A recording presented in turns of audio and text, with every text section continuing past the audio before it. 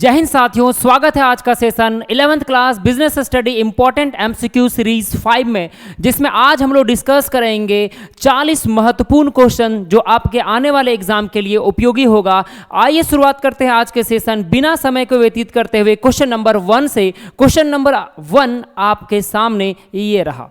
Question number 1, which of these is the business activity? इनमें से कौन सी व्यावसायिक क्रिया है? ये आपसे पूछा जा रहा है कि इनमें से कौन सी व्यावसायिक क्रिया है। इट मीन्स इनमें से कौन सा जो है वो बिजनेस एक्टिविटी है। तो बिजनेस एक्टिविटी जो है इसमें से कौन सा है? तो सबसे पहला समझेंगे कि बिजनेस एक्टिविटी होता क्या है।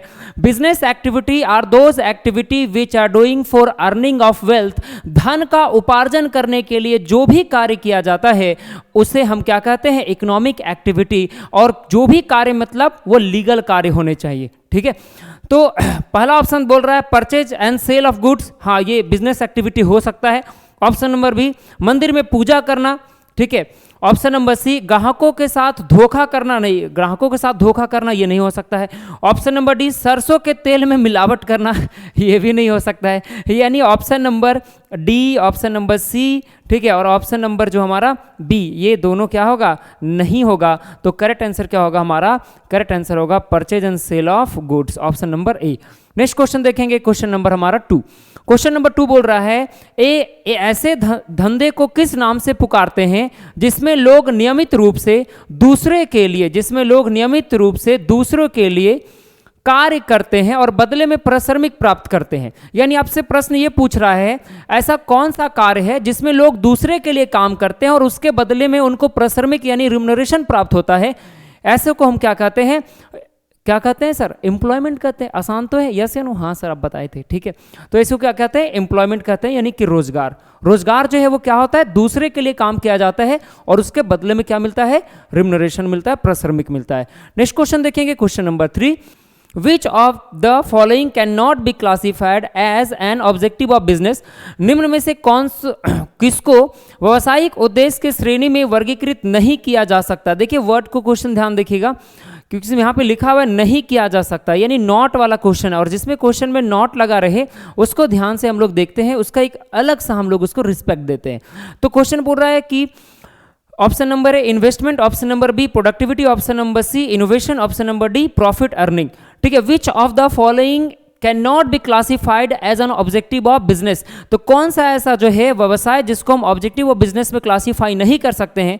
ठीक है, तो किसको नहीं कर सकते? प्रोडक्टिविटी को। करेक्ट आंसर क्या होगा? Option number B. Next question देखेंगे, क्वेश्चन नंबर 4। क्वेश्चन नंबर 4 बता रहा है कि मौसम की भांति व्यवसाय भी सदैव हमारे साथ रहता है। This statement is given by. यह स्टेटमेंट कौन दिए थे? तो यह स्टेटमेंट जो है वो हिलर साहब दिए थे। कौन दिए थे? हिलर साहब दिए थे। नेक्स्ट क्वेश्चन देखते हैं, question number 5। Business risk is not likely to arise due to. व्यवसायिक जोखिम के कारण उत्पन्न नहीं होता। व्यवसायिक जोखिम के कारण उत्पन्न नहीं होता। ठीक है, वो क्यों नहीं उत्पन्न होता है? तो जब कोई आदमी गुड मैनेजमेंट करेगा, अच्छा मैनेजमेंट करेगा, अच्छा प्रबंध करेगा, तो वो क्या नहीं होगा सर? तो वो जोखिम उत्पन्न नहीं होगा। ठीक है, यानी करेक्ट आंसर क्या होगा? Option number B. Next question देखेंगे, क्वेश्चन नंबर हमारा 6। क्वेश्चन नंबर 6 बोल रहा है कॉमर्स। देखिए कॉमर्स, बिजनेस और ट्रेड, इस प्रकार का अगर आपको क्वेश्चन मिले, ठीक है, इस प्रकार का शब्द आपको दिखने का मिले, तो हम आपको एक चार्ट बता रहे हैं। ठीक है, उस चार्ट को बस याद रख लेना है और इससे संबंधित हर क्वेश्चन का निचोड़ आपके पास रहेगा। ठीक है, क्या है चार्ट? इसको देखते हैं। ठीक है, तो हम लोग थोड़ा सा वंशावली बनाते हैं। देखिए सबसे बड़ा जो है, ठीक है, सबसे बड़ा जो है वो कौन है सर? बिजनेस है। सबसे बड़ा कौन है? बिजनेस। तो हमने लिख दिया यहाँ पे सबसे बड़ा बिजनेस। बिजनेस के जो है वो कितने औलाद हैं सर? 2 इसके बेटा है। ठीक है, और मान इसके जो कितने हैं? 2 बेटा। एक का नाम हमने रख दिया इंडस्ट्री, ठीक है, और दूसरा का नाम हमने रख दिया है सर क्या? कॉमर्स। इसी प्रकार से कॉमर्स के भी 2 पुत्र हो गए। ठीक है, एक का नाम हमने रख दिया सर ट्रेड, ठीक है, और दूसरा का नाम हमने रख दिया sir aids to trade. Aids to trade. और इसी प्रकार से जब आप इंडस्ट्री को क्लासिफाई किए तो इंडस्ट्री के भी 3 पुत्र हैं। ठीक है, पहला का नाम हो गया प्राइमरी, दूसरा का नाम सेकेंडरी और तीसरा का नाम क्या हो गया सर? टर्सरी। ठीक है, तो ये वंशावली बनाया है। वंशावली किसका है? बिजनेस का। Business are classified in 2 category. First is called industry, another is called commerce, and commerce is also classified in 2 category. First is called trade and the another is called aids to trade, and the other hand industry is also classified in primary sector, secondary sector and tertiary sector. अब आपसे प्रश्न क्या पूछ रहा है? प्रश्न ये पूछ रहा है सर कि कॉमर्स है, यानी कॉमर्स किसका अंग है? तो देखिए कॉमर्स के पिताजी, ये कॉमर्स है और कॉमर्स के पिताजी कौन है? तो बिजनेस है। तो कॉमर्स किसका अंग होगा? बिजनेस का अंग होगा। यस या नो? यस या नो? अब बोलेंगे बिल्कुल सर। तो करेक्ट आंसर क्या होगा? It is a part of business. It is the part of business, यानी करेक्ट आंसर क्या होगा? Option number A. Next question देखेंगे, question number 7। Which of the following can not be, देखिए फिर से क्वेश्चन लिखा हुआ, can not be classified as an auxiliary to trade. ठीक है, आपसे पूछा जा रहा है निम्नलिखित में से किसे व्यापार के सहायक की श्रेणी में वर्गीकृत नहीं किया जा सकता है। ठीक है, तो व्यापार की सहायक श्रेणी में वर्गीकृत नहीं किया जा सकता, यानी कौन कौन सा चीजें हैं जो व्यापार को सहायता प्रदान नहीं करते हैं। ठीक है, यानी टर्सरी सेक्टर में नहीं है। ठीक है, इंश्योरेंस किस में आएगा? इंश्योरेंस व्यापार में मदद, सहायता प्रदान करता है, मदद करता है, तो ये तो टर्सरी सेक्टर में आएगा। वेयर हाउस भी क्या करता है? बिजनेस को मदद करता है। उसके साथ ही साथ ट्रांसपोर्ट भी मदद करता है। तो ये तीनों जो है वो क्या होंगे? टर्सरी सेक्टर में हैं। तो कौन नहीं है, यही तो आपसे प्रश्न पूछ रहा है। तो जो माइनिंग है सर वो क्या होगा? Correct answer. नेक्स्ट क्वेश्चन देखेंगे, question number 8। Which of the following can not be classified as a genetic industry. ठीक है, निम्न में से क्या जनिक उद्योग का श्रेणी नहीं है? ठीक है, आपसे क्या पूछा रहा है? Genetic industry. जेनेटिक इंडस्ट्री वैसे इंडस्ट्री को कहते हैं जिसमें जीव जंतु या पशु के द्वारा जो है हमें क्या मिलता है? हमें प्रोडक्ट मिलता है, उत्पाद मिलता है। ठीक है, तो आपको देखना एनिमल हस्बेंड्री, वो तो जेनेटिक पशु से मिल रहा है, ये तो उसी का उदाहरण होगा। मुर्गी पालन वो भी आएगा। ठीक है, तो मुर्गी पालन और पशुपालन ये तो होगा। तो क्या नहीं होगा? तो आपसे पूछ रहा है कैन नॉट, तो कैन नॉट माइनिंग जो है उसका करेक्ट आंसर होगा, option number B. Next question देखेंगे, क्वेश्चन नंबर 9। क्वेश्चन नंबर 9 बोल रहा है which of the following is manufacturing industry. निम्न में से कौन सा जो है वो मैन्युफैक्चरिंग इंडस्ट्री है? तो भवन बनाना, पुल बनाना, सड़क बनाना, ये सब जो है वो क्या कहलाएंगे? मैन्युफैक्चरिंग इंडस्ट्री नहीं आएगा। कौन आएगा? चीनी आएगा। तो करेक्ट आंसर क्या होगा sir? Option number C. Next question देखेंगे, question number 10। Question number 10, which of the following auxiliary to trade provides protection of risk. देखिए बोल रहा है कि निम्न में से कौन सी सहायक क्रिया है या जोखिम की बाधा दूर करता है, यानी कौन सा सहायक क्रिया है साथ ही साथ जो जोखिम की बाधा को दूर करता है, यानी रिस्क को दूर कौन करेगा? तो अब तो बहुत सिंपल है ना, रिस्क को कौन दूर करता है? इंश्योरेंस करता है। ठीक है, तो करेक्ट आंसर क्या होगा? Option number B. रिस्क को खत्म नहीं करता है बल्कि रिस्क को रिड्यूस करता है, ये ध्यान में रखेंगे। नेक्स्ट हमारा क्वेश्चन है क्वेश्चन नंबर 10। क्वेश्चन नंबर 10 बोल रहा है which of the following is not included in service industry. निम्न में से किसे जो है वो सर्विस इंडस्ट्री में इंक्लूड नहीं किया जाता। विच of the following is not include in service industry. तो सर्विस इंडस्ट्री में हम इंक्लूड नहीं करते। किसे इंक्लूड नहीं करते? तो पशुपालन को। ठीक है, पशुपालन को जो है हम लोग सर्विस सेक्टर में इंक्लूड नहीं करते हैं। नेक्स्ट क्वेश्चन देखेंगे, क्वेश्चन नंबर हमारा 12। Question number 12, which of the following creates from utility. Which of the following creates utility. रूप उपयोगिता का सृजन निम्न में से किसमें होता है? तो यूटिलिटी का क्रिएशन किस में होता है सर? इंडस्ट्री में होता है। किस में होता है? इंडस्ट्री यानी कि उद्योग में। नेक्स्ट क्वेश्चन देखेंगे, क्वेश्चन नंबर हमारा 13। विच of the following can not be called the objective of business. Can not be called लिखा हुआ है, can not be called the objective of business. निम्न में से किसको व्यवसाय का उद्देश्य नहीं कहा जा सकता है?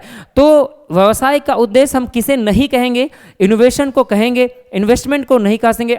लाभ अर्जित करना ये भी ऑब्जेक्टिव है, और ग्राहक का सृजन करना, क्रिएशन ऑफ कस्टमर, ये भी ऑब्जेक्टिव है। तो करेक्ट आंसर क्या होगा? इन्वेस्टमेंट। इन्वेस्टमेंट हमारा क्या कहलाएगा सर? ये हमारा can not be called the objective of business. Question number देखेंगे 14। क्वेश्चन नंबर 14 क्या बोल रहा है सर? ध्यान से देखेंगे।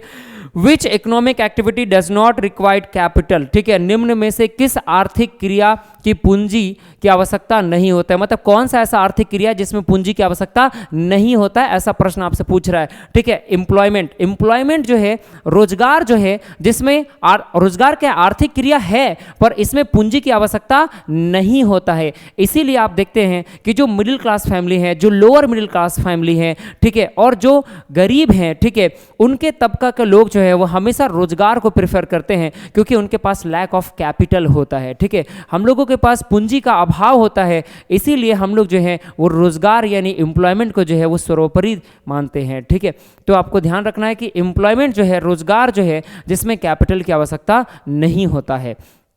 नेक्स्ट क्वेश्चन देखेंगे, question number 15, every person has to do which activity for his livelihood. प्रत्येक व्यक्ति जीविकोपार्जन करने के लिए किस क्रिया को करना पड़ता है, ठीक है, इकोनॉमिक या नॉन इकोनॉमिक। आप खुद बताइए कि जीविकोपार्जन करने के लिए, जीविकोपार्जन क्या होता है, जीवन यापन करने के लिए जो पैसे चाहिए, जो धन चाहिए, वो कहाँ से मिलेगा, इकोनॉमिक एक्टिविटी में से मिलेगा ना, ठीक है। तो करेक्ट आंसर क्या होगा हमारा, option number A. Next question देखेंगे, क्वेश्चन नंबर 16। क्वेश्चन नंबर 16 देखेंगे, आपसे पूछ रहा है सोल ट्रेड हैज ऑब्जेक्टिव, एकल स्वामित्व का क्या उद्देश्य है, ये आपसे प्रश्न पूछ रहा है। एकल स्वामित्व क्रिया का उद्देश्य क्या है, तो एकल स्वामित्व उद्देश्य जो है सोल ट्रेड जो है या सोल प्रोप्राइटरशिप, ये उद्देश्य क्या है, इनका सर्विस मोटिव, नो सर, ये तो बैठे ही प्रॉफिट कमाने के लिए, ठीक है। तो करेक्ट आंसर क्या होगा, ये इकोनॉमिक यानी कि आर्थिक। नेक्स्ट है question number 17, the life of sole trade business is, जो सोल ट्रेड बिजनेस है ना उसका लाइफ कैसा होता है, अनस्टेबल होता है। तो किसका स्टेबल होता है सर, अगर आपसे पूछे फॉर्म्स ऑफ बिजनेस में किसका लाइफ स्टेबल माना जाता है, तो आप क्या बताएंगे, कंपनी का स्टेबल माना जाता है। और किसका नहीं माना जाता है, तो आप बताएंगे कि किसका नहीं माना जाता है, तो सोल प्रोप्राइटरशिप का यानी कि सोल ट्रेड का। करेक्ट आंसर क्या होगा हमारा, अनस्टेबल यानी option number B. Next question देखेंगे, question number 20, question number 80, who can be a partner, निम्न में से कौन साझेदार हो सकता है, ये आपसे प्रश्न पूछ रहा है।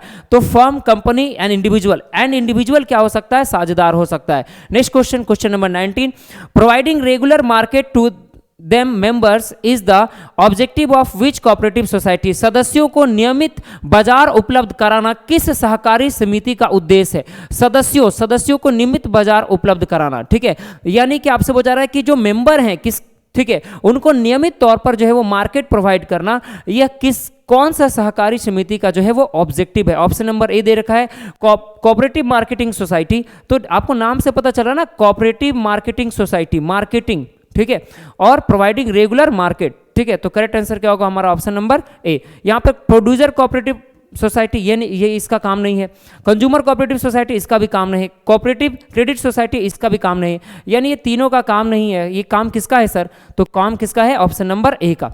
नेक्स्ट क्वेश्चन देखेंगे, क्वेश्चन नंबर हमारा 20, क्वेश्चन नंबर 20 बोलता है विच इज या are the limitation of sole proprietorship, sole proprietorship का क्या लिमिटेशन मतलब क्या डिमेरिट है, क्या डिसएडवांटेज है एकल व्यापारी का। तो एकल व्यापारी का जो डिसएडवांटेज है वो क्या है, लिमिटेड मैनेजरियल स्किल। ये सर बिल्कुल बहुत बड़ा प्रॉब्लम है उनके पास जो है वो क्या होता है, लैक ऑफ मैनेजरियल स्किल होता है। दूसरा प्रॉब्लम क्या है, लिमिटेड कैपिटल, उनके पास पूंजी का भी अभाव होता है।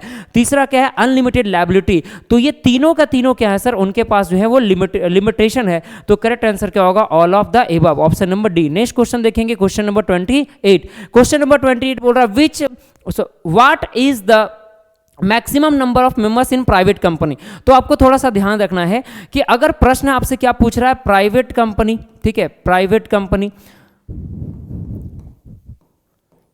और एक तरफ आपको दिख जाए पब्लिक कंपनी, ठीक है। तो प्राइवेट कंपनी का मिनिमम जो है वो कितने होंगे, 2, और अगर बात करें मैक्सिमम का, तो मैक्सिमम कितने होंगे सर, तो मैक्सिमम कितने होंगे 200। इसी प्रकार से पब्लिक कंपनी की बात करेगा तो मिनिमम कितने होंगे 7, और मैक्सिमम कितने होंगे, तो आप बताएंगे अनलिमिटेड, ठीक है, क्या होंगे, अनलिमिटेड। तो आपसे किसके बारे में पूछा जा रहा है, प्राइवेट कंपनी के बारे में ना, यस या नो। तो प्राइवेट कंपनी के बारे में पूछा जा रहा है, और प्राइवेट कंपनी के बारे में क्या पूछा जा रहा है, मैक्सिमम पूछा जा रहा है कि प्राइवेट कंपनी में मैक्सिमम कितना होगा। तो प्राइवेट कंपनी में मैक्सिमम कितना होंगे 200। तो करेक्ट आंसर क्या होगा हमारा, ऑप्शन नंबर सी।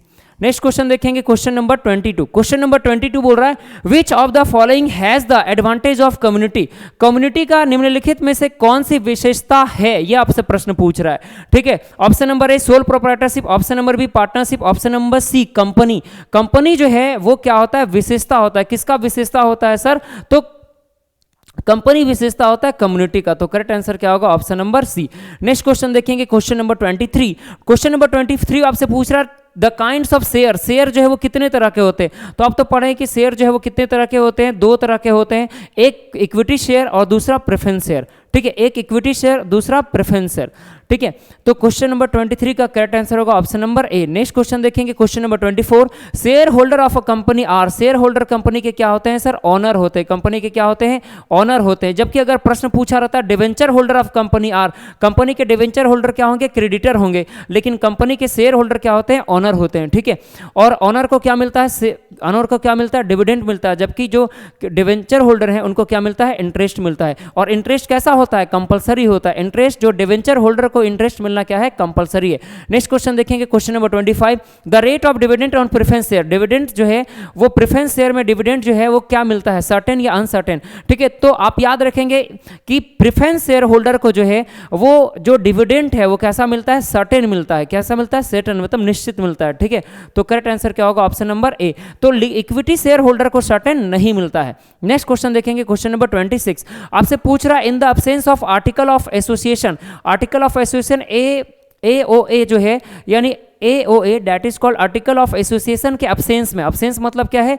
अनुपस्थिति में कौन सा टेबल जो है वो क्या होता है? फॉलो होता है। तो याद रखेगा कि आर्टिकल ऑफ एसोसिएशन के जो अब्सेंस में वो टेबल F क्या होगा? फॉलो होगा, यानी ऑप्शन नंबर ए हमारा करेक्ट होगा। नेक्स्ट क्वेश्चन देखेंगे, क्वेश्चन नंबर 27, क्वेश्चन नंबर 27 बोल रहा था effect of globalization in India, भारत में उदारीकरण जो है वो उसका क्या इफेक्ट पड़ा? तो भारत में उदारीकरण का इफेक्ट क्या पड़ा? इंक्रीज इन फॉरेन करेंसी, बिल्कुल सही है सर। इंक्रीज इन एक्सपोर्ट, ये भी सही है। Increase in growth development rate, ये भी सही है। और ऑल ऑफ द एबव, तो करेक्ट आंसर क्या होगा हमारा? All of the above. अगर आपसे पूछे कि एलपीजी यानी कि लिबरलाइजेशन, प्राइवेटाइजेशन और ग्लोबलाइजेशन, एलपीजी का मतलब बहुत सारे बच्चे सोच लेते हैं एलपीजी गैस सिलेंडर के बारे में बात कर रहे हैं। नहीं सर, एलपीजी, लिबरलाइजेशन, प्राइवेटाइजेशन और ग्लोबलाइजेशन ये कब आया था? तो आपको पता होना चाहिए, ठीक है। ये कब आया था? 1991 में आया था, जिसे हम लोग न्यू इकोनॉमिक पॉलिसी के भी नाम से जाना जाते हैं, ठीक है। नेक्स्ट क्वेश्चन देखेंगे, क्वेश्चन नंबर 28, क्वेश्चन नंबर 28 बोल रहा है centralize control in MNC, MNC मतलब मल्टीनेशनल कंपनी का सेंट्रलाइज कंट्रोल कहां से होता है? तो मेरे घर से होता है, यस या नो? नहीं सर, ये कहां से होगा? तो हेडक्वार्टर से होगा, ठीक है।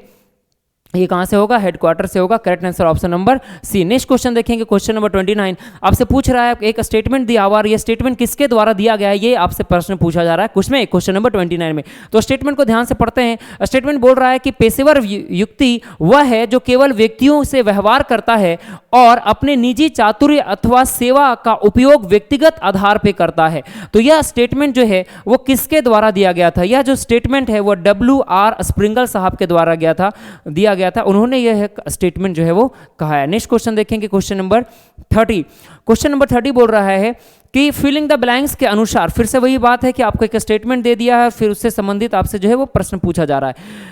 उद्योग वाणिज्य का वह विभाग है जो धन के उत्पादन से संबंधित है, ठीक है। आपसे इंग्लिश में पूछ रहा है अकॉर्डिंग टू इंडस्ट्री, ठीक है, is a branch of commerce concerned with the production of wealth, this statement is given by, यह स्टेटमेंट किसके द्वारा दिया गया था?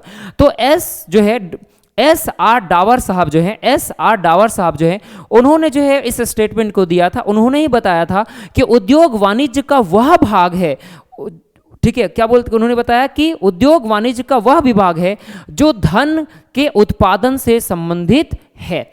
नेक्स्ट क्वेश्चन देखेंगे, क्वेश्चन नंबर हमारा 31, क्वेश्चन नंबर 31 आपसे पूछ रहा है industry often manufacturing 2 types of goods, ठीक है। आपसे पूछा रहा उद्योग में प्रायः 2 प्रकार के गुड्स जो है वो निर्मित होते हैं, वो कौन कौन सा है? तो आप आराम से बताएंगे, कंज्यूमर गुड्स और दूसरा कैपिटल गुड्स। कंज्यूमर गुड्स जो है वो क्या होता है? फाइनल गुड्स होते हैं जो कि कंज्यूमर जो है उसको यूज करते हैं अपने सेटिस्फैक्शन के लिए, और कैपिटल गुड्स वैसे गुड्स होते हैं जो हम दूसरे गुड्स को मैन्युफैक्चरिंग करने के लिए यूज करते हैं। और ये दोनों तरह का गुड्स का जो है वो क्या किया जाता है? उत्पादन किया जाता है। तो करेक्ट आंसर क्या होगा? Both A and B, option number C. Next question देखेंगे, क्वेश्चन नंबर 32 आपसे पूछा जा रहा है कि filling the blanks trade plus auxiliary of trade, ये हमने फिर से बताया है। इस तरह का कहीं भी ट्रेड देखे, कॉमर्स देखे और इंडस्ट्री देखे तो आपको कुछ नहीं करना है, सिंपल सा एक वंशावली बना लेना है, ठीक है, चार्ट बना लेना है। किसका बनाएंगे? सबसे पहले बड़ा है बिजनेस, बिजनेस का फिर 2 औलाद हैं, ठीक है, एक का नाम है इंडस्ट्री, दूसरा का नाम है कॉमर्स, कॉमर्स के फिर 2 बेटा, एक का नाम है एड्स टू ट्रेड, दूसरा का नाम जो है सर हमारा ट्रेड, और दूसरा का नाम क्या है? हमारा ट्रेड, ठीक है। आपसे प्रश्न क्या पूछ रहा है कि ट्रेड और ऑक्सिलरी ऑफ ट्रेड, तो देखिए ट्रेड और एड्स टू ट्रेड को ही ऑक्सिलरी टू ट्रेड कहते हैं, ठीक है। ये किससे संबंधित है? तो आपको दिख रहा होगा ये किससे संबंधित है? कॉमर्स से। तो करेक्ट आंसर क्या होगा हमारा? कॉमर्स। इससे इस तरह का कोई भी क्वेश्चन होगा ना तो आप आराम से सॉल्व कर सकते हैं। नेक्स्ट क्वेश्चन, क्वेश्चन नंबर हमारा 33। क्वेश्चन नंबर 33 आपको ध्यान देना है। चीनी मिल, देखिए चीनी मिल और तेल मिल ये सब कहीं भी आपको देखे ना तो परेशान नहीं ले, आंख बंद कर सेकेंडरी इंडस्ट्री टिक लगा देना, कितना या माथा दर्द लेना, यस या नो, ठीक है जी सर। सेकेंड, ये किसका करेक्ट आंसर क्या होगा? सेकेंडरी। नेक्स्ट क्वेश्चन देखेंगे, क्वेश्चन नंबर 34।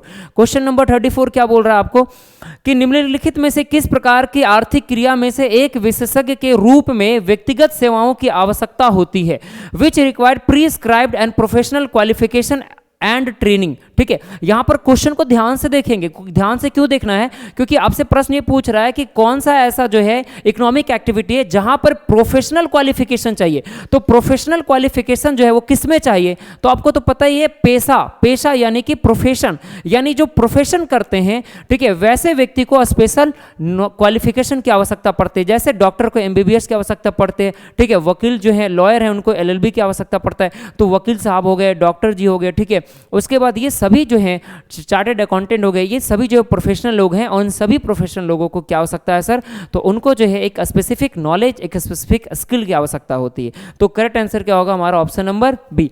नेक्स्ट क्वेश्चन देखेंगे, question number 35। Question number 35, which type of economic activity required code of conduct? क्या आपसे पूछ रहा है कि कोड ऑफ कंडक्ट जो है वो किस में आवश्यकता है? तो code of conduct are required professional. जब आप प्रोफेशनल यानी पेशा करेंगे, जब पेशा आप करेंगे तो वहां पे क्या जरूरी होता है? कोड ऑफ कंडक्ट यानी आचार संहिता की आवश्यकता होता है। तो करेक्ट आंसर क्या होगा? B number. नेक्स्ट क्वेश्चन देखेंगे क्वेश्चन नंबर हमारा 36 पूछ रहा है, in which type of economic activity income is earned through profit? देखिए यहां पर क्या पूछ रहा है? प्रॉफिट, इनकम हम जनरेट कर रहे हैं, ठीक है, इनकम हम क्या कर रहे हैं? जनरेट कर रहे हैं, लेकिन किसके थ्रू जनरेट कर रहे हैं? प्रॉफिट के थ्रू। और प्रॉफिट के थ्रू अगर हम इनकम जनरेट करेंगे तो वह कौन सा इकोनॉमिक एक्टिविटी कहलाएगा? तो आप बताइए, ये कहला सकता है एम्प्लॉयमेंट? बिल्कुल नहीं कहलाएगा। एम्प्लॉयमेंट जो है उसके बदले में हमें तो रिम्यूनरेशन मिलता है, तो ये क्या कहलाएगा? प्रॉफिट जब हम जनरेट कर रहे हैं, क्रिएट कर रहे हैं, तो वो बिजनेस के थ्रू करेंगे। तो करेक्ट आंसर क्या होगा हमारा? Option number A. Next question देखेंगे, क्वेश्चन नंबर 37। क्वेश्चन नंबर 37 बोल रहा है, वह काम जो दूसरे के लिए करते हैं और बदले में पारिश्रमिक मिलता है उसे क्या कहते हैं? उसे हम रोजगार कहते हैं, ठीक है। करेक्ट आंसर क्या होगा? Employment. Next question, question number 38 पूछ रहा है कि एक फर्म का रजिस्ट्रेशन प्रमाण पत्र कौन जारी करता है? आप बोलेंगे आप, हम, नहीं, ना हम ना आप, ये कौन करेगा? रजिस्ट्रार ऑफ, ठीक है, कौन करेगा? रजिस्ट्रार ऑफ फर्म यानी रजिस्ट्रार ऑफ कंपनी, ठीक है। ऑप्शन नंबर क्या होगा हमारा? सी करेक्ट होगा। नेक्स्ट क्वेश्चन देखेंगे, क्वेश्चन नंबर 39 देखेंगे। 39 बोल रहा है, which of the following is not covered under the category of full fledge partner? आपसे पूछ रहा है कि निम्न में से कौन सा पूर्ण साझेदार की श्रेणी में नहीं आता है? ऑप्शन नंबर ए, एक्टिव पार्टनर। एक्टिव पार्टनर क्या होता है? एक्टिव पार्टनर वह पार्टनर होता है जो बिजनेस को संचालित करने में, बिजनेस को चलाने में जो है वो पूरी तरह से पार्टिसिपेट लेता है। जबकि ठीक उसी का उल्टा क्या होता है? Sleeping partner. Sleeping partner capital तो लगा लेता है लेकिन बिजनेस ऑपरेशनल, बिजनेस एक्टिविटी में वह जो है वो पार्टिसिपेशन नहीं लेता है। जबकि एक्टिव पार्टनर जो है वो पार्टिसिपेशन करता है, साथ ही साथ कैपिटल भी लगाता है। तीसरा नंबर जो है वो सीक्रेट पार्टनर वह पार्टनर होता है जिसको अन्य लोगों को उसके बारे में पता नहीं होता है, ठीक है। लेकिन जो आपको ऑप्शन नंबर डी लिखा हुआ है, पार्टनर्स बाय होल्डिंग आउट, यह जो है वो पूर्ण साझेदार की श्रेणी में नहीं आता है। तो करेक्ट आंसर क्या होगा? ऑप्शन नंबर डी, ठीक है। इस सेशन का अंतिम क्वेश्चन देखेंगे, क्वेश्चन नंबर 40। क्वेश्चन नंबर 40 आपसे पूछ रहा है, filling the blanks refers to that voluntary organization, association of person who join together with the motive of welfare, देखिए क्या लिखा? With the motive of welfare of the member. Motive of the welfare, ठीक है, आपको पता होना चाहिए motive of the welfare ये किसका होता है? आप बोलेंगे कोऑपरेटिव सोसाइटी का, यस या नो? आप बिल्कुल सर, ठीक है। क्या होगा करेक्ट आंसर हमारा? Option number C. और इस सेशन को देखने के लिए, इस वीडियो को देखने के लिए दिल की गहराइयों से जो है आपको बहुत बहुत धन्यवाद। आपको जो है वो जी तोड़ लगा के मेहनत करना है, ठीक है, ताकि आप जो है बहुत अच्छा जो है वो रिजल्ट ला सके। Thank you so much.